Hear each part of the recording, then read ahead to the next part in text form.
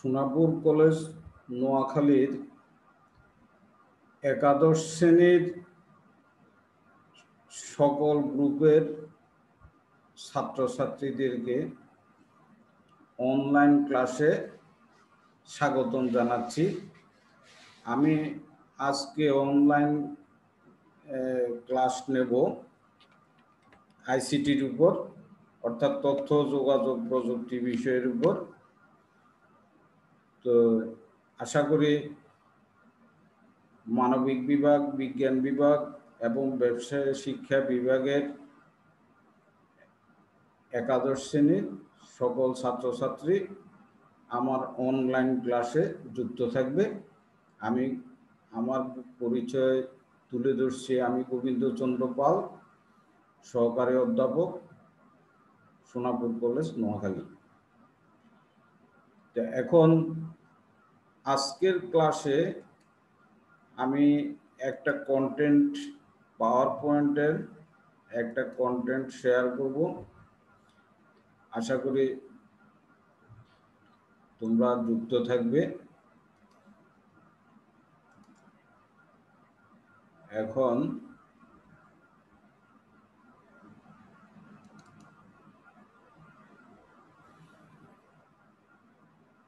প্রথমে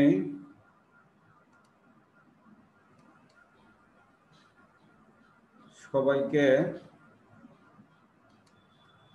ওয়েলকাম জানাচ্ছি আজকের ক্লাসে।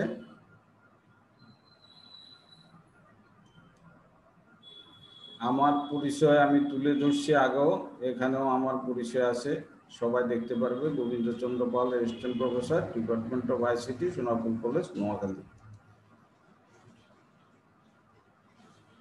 একাদশ শ্রেণীর 2020-2021 শিক্ষাবর্ষের ছাত্রছাত্রীদের উদ্দেশ্যে আজকের ক্লাস। বিষয় হলো তথ্য যোগাযোগ প্রযুক্তি। আজকের পাঠ শেষে শিক্ষার্থীরা যা জানতে পারবে বা বলতে পারবে তা বিশ্বগ্রাম ধারণা সংশ্লিষ্ট প্রধান উপাদানগুলির নাম বলতে পারবে, বিশ্বগ্রামের আওতায় যোগাযোগ অবদান ব্যাখ্যা করতে পারবে, অর্থাৎ যোগাযোগের ক্ষেত্রে কি অবদান আছে সেটা ব্যাখ্যা করতে পারবে। বিশ্বগ্রাম ধারণা সংশ্লিষ্ট কর্মসংস্থান উপাদান বা অবদান ব্যাখ্যা করতে পারবে, গ্লোবাল ভিলেজের আওতায় শিক্ষার অবদান ব্যাখ্যা করতে পারবে, বিশ্বগ্রাম ধারণা সংশ্লিষ্ট চিকিৎসা ক্ষেত্রের অবদান ব্যাখ্যা করতে পারবে। এই হলো আজকের যে শিক্ষণফল, অর্থাৎ এই পাঠ শেষে শিক্ষার্থীরা যা জানতে পারবে সেটা হলো এটা। আজকে যে যা আলোচনা করব বিষয় হলো তো তথ্য প্রযুক্তি। ঠিক আছে, প্রথম অধ্যায় তথ্য যোগাযোগ প্রযুক্তি বিশ্ব বাংলাদেশ প্রেক্ষিতের, এটা দ্বিতীয় কন্টেন্ট। বিশ্বগ্রাম ধারণা সংশ্লিষ্ট উপাদান নিয়ে আজকে আলোচনা করব। এর মধ্যে ধারণা সংশ্লিষ্ট উপাদান যে কয়টি আছে তার মধ্যে যোগাযোগ, কর্মসংস্থান, শিক্ষা ও চিকিৎসা, এই চারটা উপাদান নিয়ে আজকে আমার আলোচনা হবে। তো বিশ্বগ্রাম ধারণা সংশ্লিষ্ট প্রধান উপাদানগুলির নাম, এখানে 11টা উপাদান আছে, যেটা যোগাযোগ, শিক্ষা, গবেষণা, বাসস্থান, সংবাদ, সাংস্কৃতিক বিনিময়, কর্মসংস্থান, চিকিৎসা, অফিস, ব্যবসা বাণিজ্য, বিনোদন ও সামাজিক যোগাযোগ। এরকম 11টা উপাদান আছে। তবে 11টা উপাদানের মধ্যে 2-3টা বাদ দিয়ে বাকি সবগুলি থেকেই সাধারণত বিভিন্ন সময় প্রশ্ন থাকে, হয় জ্ঞানমূলক না অনুধাবন, না হলে প্রয়োগ, অথবা পুরাটাই থাকে, মানে উচ্চতার দক্ষতা সহ পুরাটাই থাকে, আবার এমসিকিউ প্রশ্ন থাকে। সবাই আশা করি একটু ভালোভাবে লক্ষ্য করব।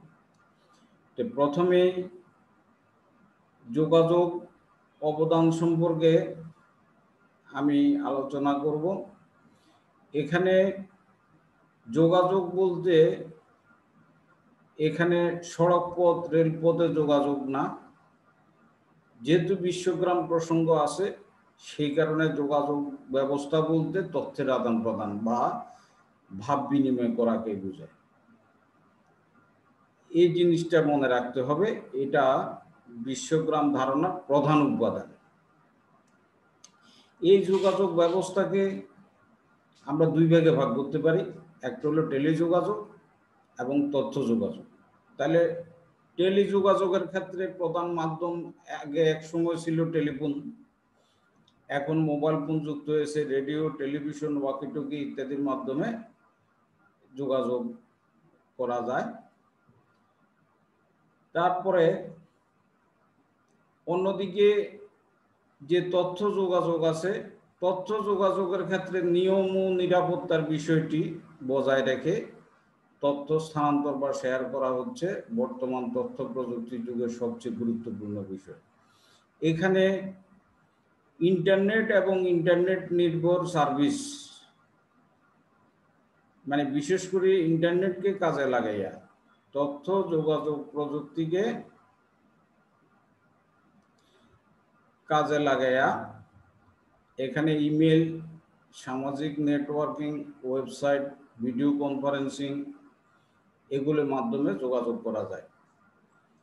আর এই পদ্ধতিগুলি জনপ্রিয়তা অর্জন করছে, এটার কারণ হলো সময় এবং অর্থের সাশ্রয় ঘটেছে।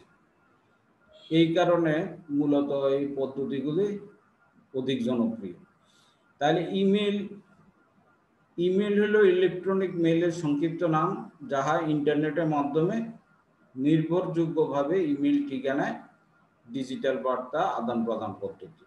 তবে মনে রাখতে হবে, ইমেল ঠিকানায় প্রেরক এবং প্রাপক দুইজনেরই ইমেল ঠিকানা থাকতে হবে এবং দুইজনেই ইন্টারনেটে সংযুক্ত থাকতে হবে, তারপরে যাই তারা তথ্য আদান প্রদান করতে পারবে। তারপর সামাজিক নেটওয়ার্কিং দিয়ে একে অন্যের সাথে যোগাযোগ, তথ্য, ছবি, ভিডিও বিনিময় কিংবা সংবাদ প্রচারের কাজ করা হয়। সামাজিক নেটওয়ার্কিং ব্যবহার করে পৃথিবীতে অনেক বড় সামাজিক কিংবা রাজনৈতিক আন্দোলনও গড়ে তোলা হয়েছে। তাহলে এইগুলো সামাজিক নেটওয়ার্কিং। আর আমরা সাধারণত সামাজিক নেটওয়ার্কিং যেমন ফেসবুকের মাধ্যমে যে কোনো তথ্য, ছবি, ভিডিও এগুলো আমরা আপলোড করে দিতে পারি। ভিডিও কনফারেন্সিং, টেলিকমিউনিকেশন প্রযুক্তি ব্যবহার করে দুই বা ততোধিক ভৌগোলিক অবস্থানে অবস্থানরত ব্যক্তিবর্গের মধ্যে নিরবচ্ছিন্ন অডিও ভিডিও সম্প্রসারের মাধ্যমে কথোপকথন প্রক্রিয়াকে ভিডিও কনফারেন্সিং করে।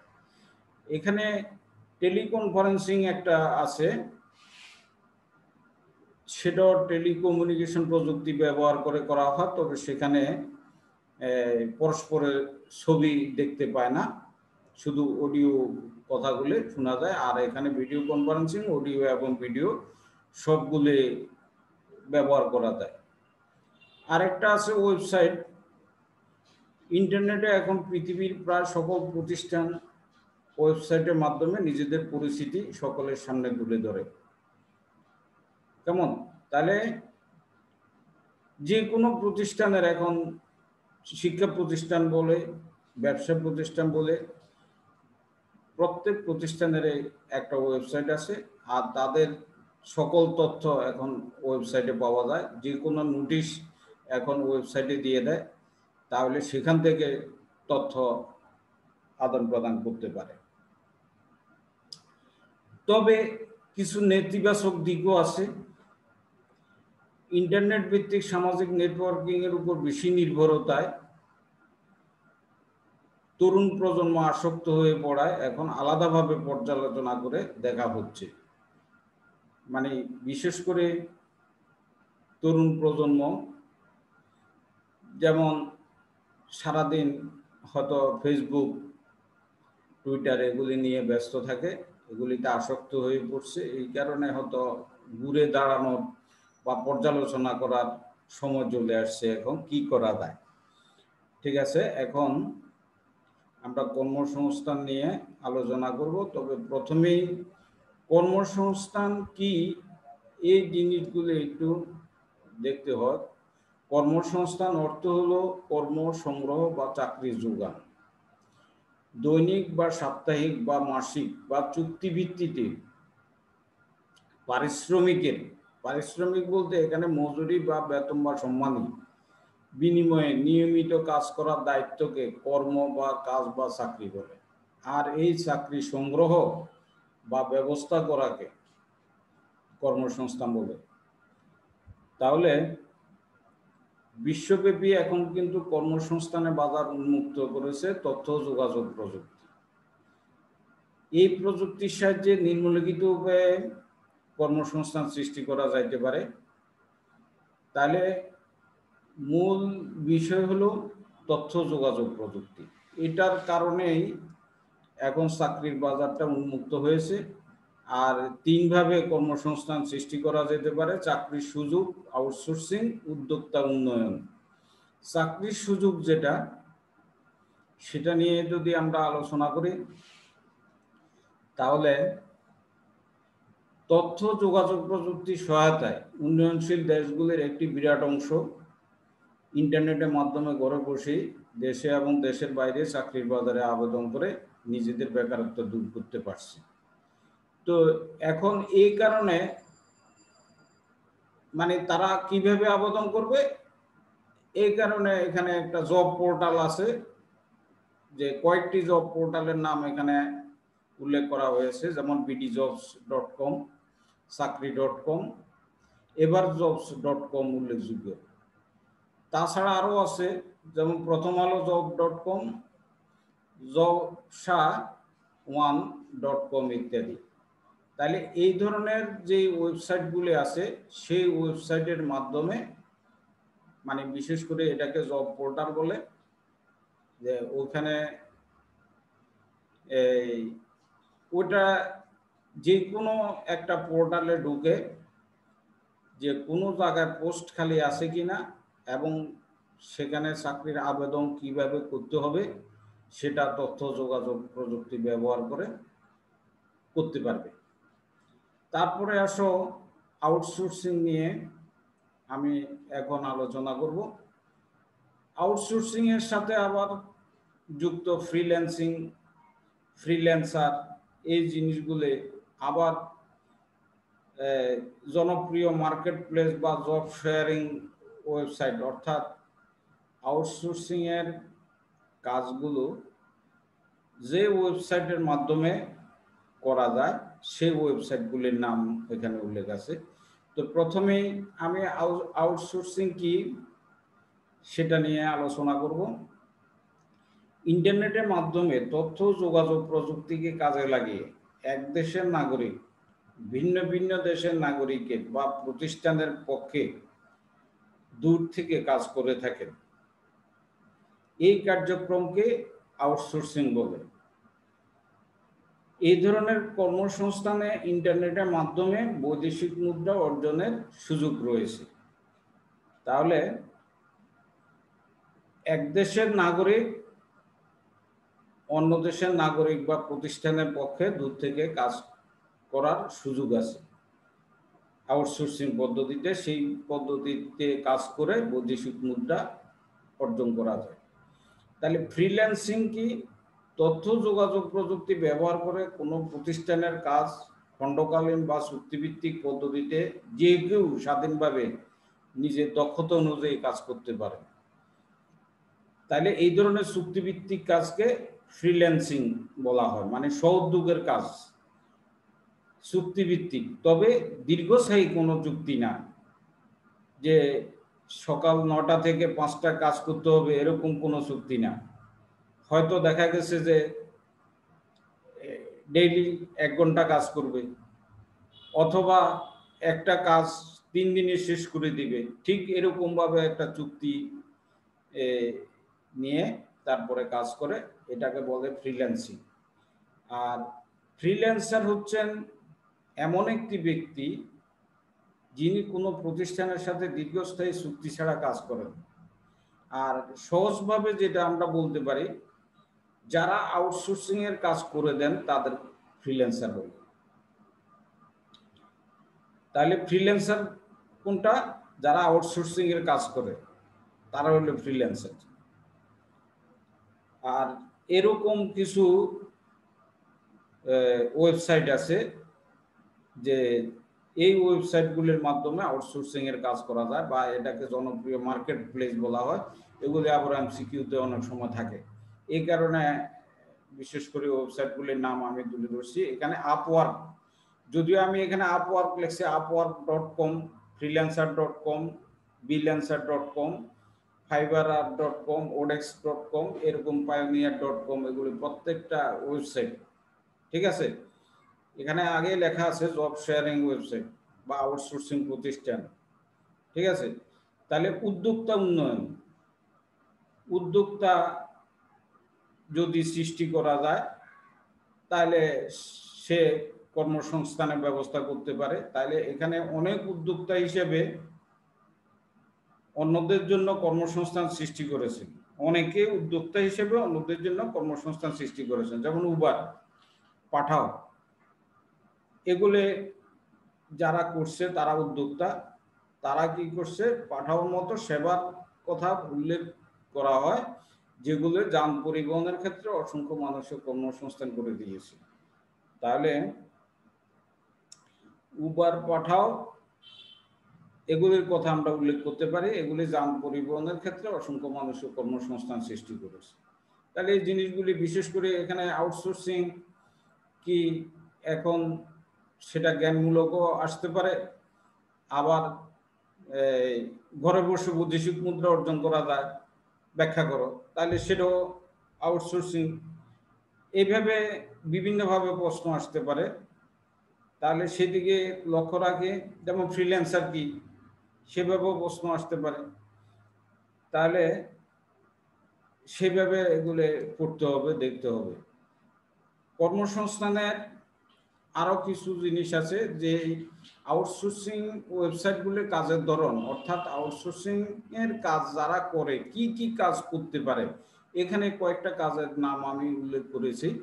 যেমন data analysis, copywriting, graphics designing, software development, web development, affiliate marketing, search engine optimisation, Google AdSense, research and survey, article, blog writing ইত্যাদি নানা ধরনের বৈচিত্র্যময় কাজ করা যায়। তবে এই যে কাজের ধরন, যেই কাজটা করবে সেটা কিন্তু দক্ষভাবে করতে হবে। আর এটা নেতিবাচক দিকও আছে। আউটসোর্সিং বা ফ্রিল্যান্সিং যে কাজ আছে, এই কাজের নেতিবাচক দিকও আছে। যেমন আত্মীয় স্বজন বা পরিবার বিচ্ছিন্নতা, রাত জেগে কাজ করা। যেমন দেখা গেছে সবাই ঘুমে, যে আউটসোর্সিং এর কাজ করে সে রাত জেগে কাজ করতেছে, যে সে প্রতি রাতে 2 ঘন্টা কাজ করবে। তাহলে দেখো সবাই ঘুমে, তাহলে পরিবার থেকে একটু আলাদা থাকতেছে, সে অন্যকে সময় দিতে পারতেছে না। তাহলে দক্ষতা অনুযায়ী কাজ না পাওয়া। যেমন সে চাচ্ছে যে গ্রাফিক্স ডিজাইনিং এর কাজ করবে, কিন্তু দেখা যায় যে সেই কাজটা পায় নাই। মানে অর্থাৎ পুরোপুরি দক্ষতা যদি না থাকে তাহলে সে কোনো কাজ করতে পারবে না। কাজের যোগান দিতে বাধ্য হওয়া জনিত মানসিক চাপ, তাহলে কাজের যোগানে একটা মেন্টাল প্রেশার থাকে যে এতটার মধ্যে এই দিনে কাজটা দিতে হবে। সরবরাহকৃত কাজের যথাযথ মূল্যায়ন না হওয়া, যে কাজটা করে দিবে সেটা ওই যে দক্ষতা যদি না থাকে তাহলে ভালোভাবে মূল্যায়ন করা যাবে না। পারিশ্রমিক পরিশোধের ক্ষেত্রে নানাবিধ জটিলতা। এখন কাজ করে দিলাম, পারিশ্রমিকটা পাঠাবে কিভাবে পাঠাবে, দেখা যায় ব্যাংকিং জটিলতা দেখা দেয়। সর্বোপরি পেশা হিসেবে সামাজিকভাবে স্বীকৃত না হওয়া, যে আমার একটা পেশা আউটসোর্সিং এর কাজ করে, এটা সামাজিকভাবে স্বীকৃত না। এই ধরনের কিছু নেতিবাচক দিক আছে, এই জিনিসগুলো একটু লক্ষ্য করতে হবে। তারপরে আমি শিক্ষা নিয়ে আলোচনা করব। প্রথমেই আমাদের যেই প্রাচীন ধ্যান ধারণা, সেটার পরিবর্তে বিশ্বগ্রাম ধারণা চলে আসার কারণে আমাদের শিক্ষার ক্ষেত্রে গতিশীলতা ও যান্ত্রিকায়ন সৃষ্টি হয়েছে। যেমন এক সময় পাঠ্য বই ছিল দুর্লভ বিষয়, এখন ই-বুকের কারণে স্বল্প মূল্যে বা বিনামূল্যে সবাই পাঠ্য বই পেতে পারে। তাহলে যেমন কারোর যদি পাঠ্য বই নাও থাকে, তাহলে সে একটা নির্দিষ্ট ওয়েবসাইটে ঢুকে এরকম ইবুকের মধ্যে এটা একটা লাইব্রেরির মতো, ডিজিটাল লাইব্রেরি। ওই একটা লাইব্রেরিতে যেরকম বিভিন্ন বই থাকে, ঠিক এরকম ইলেকট্রনিক বুক, ওখানে সকল ক্লাসের সকল বই ওখানে পাওয়া যায়, ওখান থেকে ডাউনলোড করে লেখাপড়া করতে পারে। তার কাজে পাঠ্যপুস্তক তার থাকতে হবে সেটা না, সেটা ইবুক থেকেও সে ডাউনলোড করে পড়তে পারে। তবে ইবুক বা ডিজিটাল লাইব্রেরির জনক এখানে আমি দেখালাম, যেমন মাইকেল স্টার্নহার্ট, সে ইবুকের জনক, বা এটাকে ডিজিটাল লাইব্রেরি বলে, এটা জনক। কেমন? তা ইবুকটা কি, আমরা ইবুক সম্পর্কে একটু জানি। যদি প্রশ্ন আসে যে ইবুক কি, তাহলে ইলেকট্রনিক বুক সংক্ষিপ্ত নাম হলো ইবুক। ইলেকট্রনিক বুক বলতে ডিজিটাল ফর্মে টেক্সট বা লেখা, চিত্র, ড্রয়িং ইত্যাদি সমৃদ্ধ ডকুমেন্ট বা বইকে বোঝায়, যা কোনো কম্পিউটার, ট্যাব, ইবুক রিডার বা স্মার্টফোন ইত্যাদি ব্যবহার করে পড়া সম্ভব। কেমন? তাহলে গেল এটা। প্রথমে ইবুক নিয়ে আলাপ আলোচনা করলাম, তারপরে এখন বিশেষ করে ওই যে অনলাইনে যে পাঠদান চলে, সেই পাঠদান বিভিন্ন অ্যাপ ব্যবহার করে পাঠদান চলতেছে, সে অ্যাপগুলি সম্পর্কে আমরা জানবো। বিশেষ করে 2020 সালে সারা পৃথিবীব্যাপী কোভিড-19 সংক্রমণের সময় থেকে এখন পর্যন্ত পৃথিবীর বেশিরভাগ স্কুল, কলেজ কিংবা বিশ্ববিদ্যালয় তাদের শিক্ষাক্রম বন্ধ না রেখে অনলাইন শিক্ষায় ছাত্রছাত্রীদের শিক্ষাদান করে আসছে। শিক্ষকেরা নিজ ঘর থেকে অনলাইনের বিভিন্ন অ্যাপ, যেমন Google Meet, Webex, webinar, Facebook Messenger, Imo, Skype, WhatsApp, Zoom ইত্যাদি ব্যবহার করে লাইভ ক্লাসে সরাসরি শিক্ষার্থীদের পাঠদান করে আসছে। কেমন? তাহলে বিশেষ করে এখানে যে যেটা ব্যবহার করে, তো বাংলাদেশে বেশিরভাগই দেখা যাচ্ছে যে Google Meet, Messenger, Skype, Zoom এগুলি বেশি ব্যবহার করে। তারপরে ই লার্নিং একটা ব্যাপার আছে, দূরশিক্ষণ পদ্ধতি বা ডিস্টেন্স লার্নিং, সব এক জিনিস। এটা হলো ঘরে বসে বিশ্বের বিভিন্ন জায়গায় যে শিক্ষাদান পদ্ধতি, এটাকে ই লার্নিং বলে। যেমন গতানুগতিক শ্রেণীকক্ষে শিক্ষাদানের পরিবর্তে অনলাইনে শিক্ষক শিক্ষার্থীদের মধ্যে ইলেকট্রনিক মাধ্যম, বিশেষত কম্পিউটার, ইন্টারনেট ও ওয়েব ব্যবহার করে শিক্ষা কার্যক্রম পরিচালনা করার পদ্ধতিকে ই লার্নিং বলে। তাহলে ই লার্নিং এমন একটি প্রযুক্তিগত শিখন পদ্ধতি যেখানে অনলাইনে শিক্ষক ও শিক্ষার্থী যে কোনো অবস্থানে থেকে পারস্পরিক মিথস্ক্রিয়ায়, মানে ইন্টারেক্টিভ, পরস্পরের তথ্য আদান প্রদান করতে পারে, পাঠদান কার্যক্রম সম্পন্ন করতে পারে। এটি সাধারণত অনলাইনে সুনির্দিষ্ট কোর্স, ডিগ্রি কিংবা প্রোগ্রাম শিক্ষায় বেশি ব্যবহৃত হয়। কেমন? এটা তবে অনেকেই অনেক সময় দেখা যায় যুক্ত থাকতে পারে না, সেটারও একটা ব্যাপার আছে। তবে সাধারণত যারা ভর্তি হয় তারা একটু সিনসিয়ার থাকে, তারা এরকমভাবে বিদেশের যে কোনো জায়গায়, যে কোনো বিশ্ববিদ্যালয় থেকে এরকম ডিগ্রি নিতে পারে। তাছাড়া প্রশিক্ষণের ক্ষেত্রেও, যেমন একটি দেশের উন্নয়ন কর্মসূচির সাথে সম্পৃক্ত বিভিন্ন দপ্তর, বিভাগ, কর্পোরেট সংস্থাগুলোর কর্মকর্তা কর্মচারীদের প্রশিক্ষণ সংক্রান্ত কার্যক্রমে এই শিক্ষা পদ্ধতির ব্যবহার যথেষ্ট কার্যকর। কেমন? তাহলে এই জিনিসটাও লক্ষ্য করতে হবে। তাহলে ই লার্নিং, যে ঘরে বসে বিদেশি ডিগ্রি অর্জন করা যায়, ব্যাখ্যা করো। তাহলে এই জিনিসটা ই লার্নিং এটা বুঝতে হবে যে অনলাইনে পাঠদান পদ্ধতির যেমন একটা এমসিকিউ প্রশ্ন আসলো যে 4টা অ্যাপ দিয়ে দিল, এর মধ্যে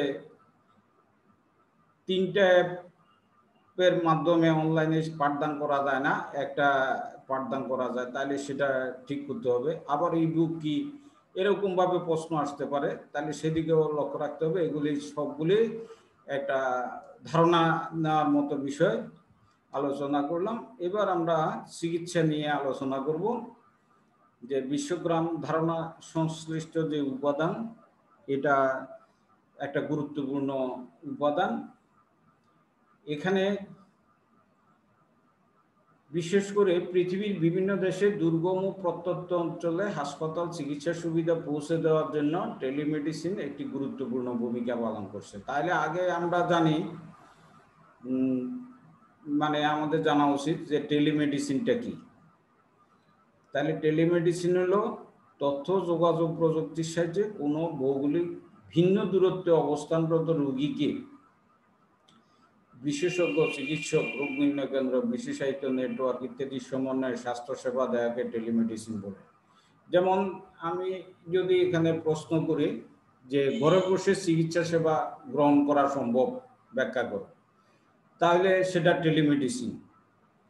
তাহলে কি করতে হবে? যেমন এরা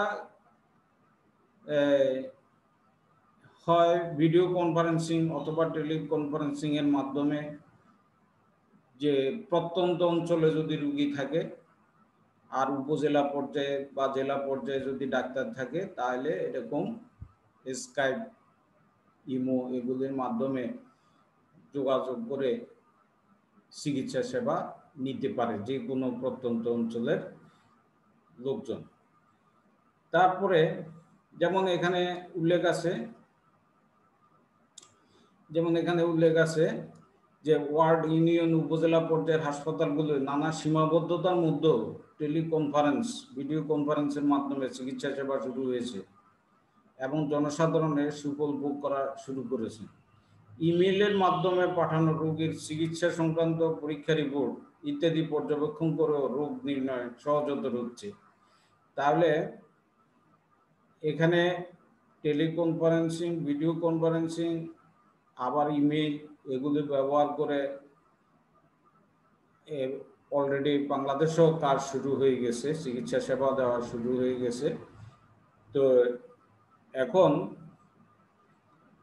এগুলি মনে রাখতে হবে, বিশ্বের যে কোনো প্রান্ত থেকে অনলাইন চিকিৎসা সেবা পাওয়ার ওয়েবসাইটের কয়েকটা নাম আছে।